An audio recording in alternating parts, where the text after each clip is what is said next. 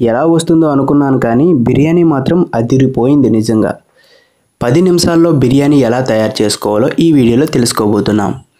ఇంకా మన ఛానల్ని ఎవరైనా సబ్స్క్రైబ్ చేసుకోకపోతే వెంటనే సబ్స్క్రైబ్ చేసుకోండి. బిర్యానీ అయితే చాలా టేస్ట్గా వచ్చింది. మీ ఇంట్లో కూడా ఒకసారి ట్రై చేయండి. మరి ఇంకెందుకు ఆలస్యం, ఈ బిర్యానీ తయారీ విధానాన్ని ఇప్పుడు తెలుసుకుందాం. ముందుగా స్టవ్ పైన కుక్కర్ పెట్టి దాంట్లో 2 టేబుల్ స్పూన్ల ఆయిల్ అనేది వేసుకోవాలి. ఆయిల్ అనేది ఈ విధంగా వేడెక్కాక ఇప్పుడు 3 ఉల్లిపాయలు ఇలా ముక్కలుగా కట్ చేసుకొని వేసుకోవాలి. ఆ తర్వాత అడ్డుగా కోసుకొని 2 పచ్చిమిరపకాయలు కూడా వేసుకోవాలి.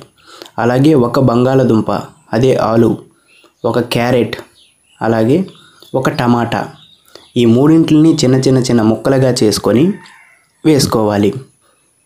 ఇలా బాగా మొత్తం అంతా కూడా వేగిన తర్వాత ఇప్పుడు మిల్లీ మేకర్లు వేసుకోవాలి. మిల్లీ మేకర్లు కొద్దిగా వేసుకోవాలి. 1 పిడికిడి మిల్లీ మేకర్లనే వేసుకోవాలి. మిల్లీ మేకర్లు నానబెట్టాల్సిన అవసరం లేదు, డైరెక్ట్గా వేసేయచ్చు.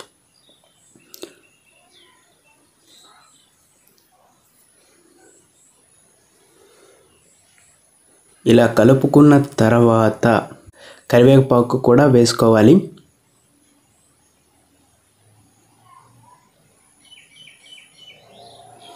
ఈ విధంగా మొత్తం ఇదంతా బాగా వేగాక ఇప్పుడు 1 జగ్గు రైస్ అనేది వేసుకోవాలి. సీసీ రైస్, ఇది మసాలా కలిపిన రైస్ అన్నమాట. ఇన్స్టెంట్ బిర్యానీ ప్యాకెట్ దొరుకుతుంది మార్కెట్లో, 35 రూపీస్ అవుతుంది. 500 గ్రామ్స్, అదే ½ కిలో ప్యాకెట్ 35 రూపీస్ అవుతుంది.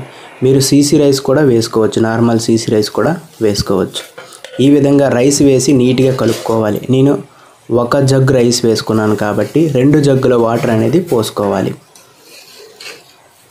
మీరు సీసీ రైస్ వేసుకుంటే ఎక్స్ట్రాగా నేను ఇంకా దీంట్లో కారం ఏమీ వేయలేదు.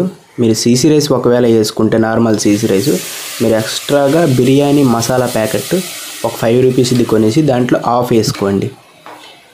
ఈ విధంగా 2 జగ్గుల వాటర్ అనేది పోయాలి. 1 జగ్గు రైస్కి 2 జగ్గుల వాటర్ అనేది పోయాలి. ఇలా నీట్గా కలిపేసి అలాగే కొద్దిగా ఉప్పు వేసేసి, సరిపడినంత ఉప్పు వేసేసి కుక్కర్ మూత అనేది పెట్టేయాలి.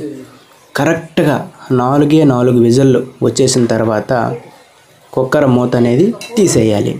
తీసేస్తే చాలా రుచికరమైన వెజ్ బిర్యానీ అనేది రెడీ అయిపోతుంది. ముఖ్య గమనిక ఏంటంటే 4 విజిల్ల కంటే ఎక్కువ విజిల్ వేయనివ్వకండి. సో ఈ విధమైన వెజ్ బిర్యానీ రెడీ అయిపోతుంది. చాలా టేస్టీగా ఉంది, అద్భుతంగా ఉంది.